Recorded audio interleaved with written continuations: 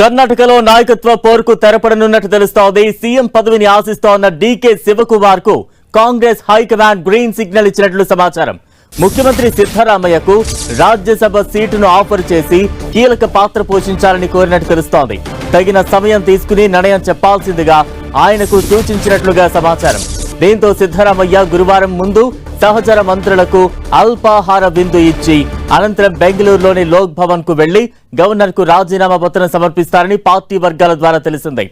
నిన్న సుమారు 6 గంటల సేపు జరిగిన ఈ సమావేశంలో సిద్ధరామయ్య, డీకే శివకుమార్ తో పాటు మల్లికార్జున ఖర్గే, రాహుల్ గాంధీ, కేసీ వేణుగోపాల్, రణదీప్ సుర్జేవాలా పాల్గొన్నారు.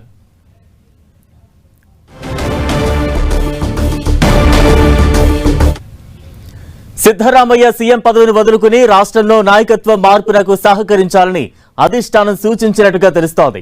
సిద్ధుకు రాజ్యసభ స్థానంతో పాటు ఆ సభలో విపక్ష నేతగాను అవకాశం ఇస్తామని ప్రతిపాదించినట్టు తెలిసింది. అలాగే సిద్ధు కుమారుడు యతీంద్రకు డిప్యూటీ సీఎం గాను అవకాశం ఇవ్వనున్నట్లుగా ప్రకటించారు. ఈ ప్రతిపాదనలను ముందు సున్నితంగా తిరస్కరించిన సిద్ధరామయ్య తన మద్దతుదారులతో చర్చించి నిర్ణయం ప్రకటిస్తారని చెప్పారు. ఇక ఖర్గే రాజ్యసభ సభ్యత్వం త్వరలో ముగుస్తుండటంతో ఆయన స్థానాన్ని సిద్ధుతో భర్తీ చేయాలని ఏఐసీసీ భావిస్తోంది. ఇక తాజా అప్డేట్స్ అందించేందుకు ఓ ప్రతినిధి గోపి సిద్ధంగా ఉన్నారు. గోపి,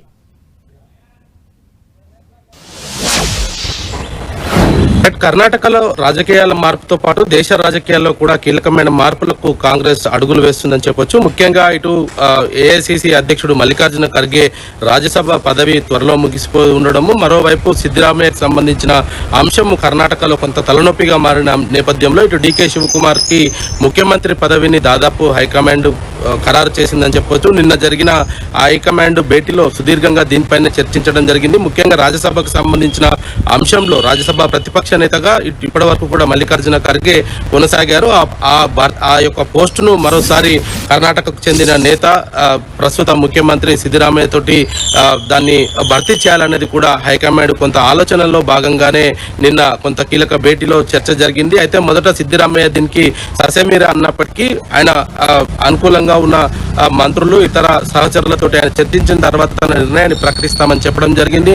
నిన్న రాత్రి తర్వాత బెంగళూరుకి చేరుకున్న సిద్ధరామయ్య తన అంచులతోటి చర్చలు అది ఇటు కేంద్ర హైకమాండ్ ఇచ్చిన ఆఫరు, ఇతర అంశాలపైన చర్చించిన సందర్భంగా కూడా ఆయన కొంత మొగ్గు చూపి ఈరోజు ఇటు మంత్రులందరితోటి కూడా అల్పాహార విందుకు భేటీ అవ్వడము, ఆ తర్వాత ఆయన లోక్ భవన్ కి వెళ్లి రాజీనామా సమర్పిస్తారు. ఆ తర్వాత డీకే శివకుమార్ ని ప్రభుత్వాన్ని ఏర్పాటు చేయాల్సిందిగా కూడా ఆయన గవర్నర్ పిలుపునిస్తారు అనేది కూడా కొంత సమాచారం అయితే అందుతుంది. అయితే సిద్ధరామయ్యను కేంద్రంలోకి తీసుకురావడం అంటే హైకమాండ్ తన దీంట్లో కొన్ని కీలక అంశాలను కూడా పరిగణనలోకి తీసుకోవడం జరిగింది. మల్లికార్జున ఖర్గేకు అనారోగ్య రీత్యా కావచ్చు, ఇప్పటికే ఫేస్ మేకర్ అమర్చడం జరిగింది. ఆయన కొంత పార్టీకి యాక్టివ్ గా లేని పరిస్థితి ఉంది.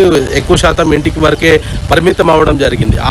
ఇటు కాంగ్రెస్ పార్టీలో సుదీర్ఘ అనుభవం ఉన్న వ్యక్తి, అదేవిధంగా కాంగ్రెస్ పార్టీకి లాయల్టీగా ఉన్న సిద్ధరామయ్య మరి ఆ పోస్టును భర్తీ చేయడంలో కీలక పాత్ర పోషిస్తారు అనేది కూడా ఇటు హైకమాండ్ నిన్న జరిగిన చర్చలో భాగంగా చర్చించినట్టుగా తెలుస్తుంది. ఒకవైపు ఇటు కర్ణాటకలో నెలకొన్న పరిస్థితి, పవర్ షేరింగ్, 2.5 సంవత్సరాల తర్వాత డీకే శివకుమార్ కి ఇచ్చిన మాట నెగ్గడంతో నిలబెట్టుకోవడంతో పాటు మరోవైపు ఇటు ఈ యొక్క అంశాన్ని ఏదైతే ఇటు రాజ్యసభ స్థానం త్వరలో మల్లికార్జున ఖర్గేది ఖాళీ అవుతుండడము, ఆ స్థాయిలో భారతీయ జనతా పార్టీని ఎదుర్కోగలిగే సమర్థవంతమైన నాయకత్వం సిద్ధరామయ్యలో ఉన్నది అనేది కూడా హైకమాండ్ కొంత ఆలోచన చేయడం జరిగింది. దాంట్లో భాగంగానే ఈ యొక్క అంశాన్ని తెరపైకి తీసుకురావడం జరిగింది. మరి సిద్ధరామయ్య ఈరోజు ఇటు అల్పాహార విందు తర్వాత మీడియాతో మాట్లాడతారు. ఆ తర్వాత ఆయన లోక్ భవన్ కి వెళ్లి తన రాజీనామాను సమర్పిస్తారు. ఆ తర్వాత డీకే శివకుమార్ నూతన మంత్రివర్గంతో ఆయన ప్రమాణ స్వీకారం చేస్తారనేది కూడా కొంత సమాచారం అయితే అందుతుంది. ఒకవైపు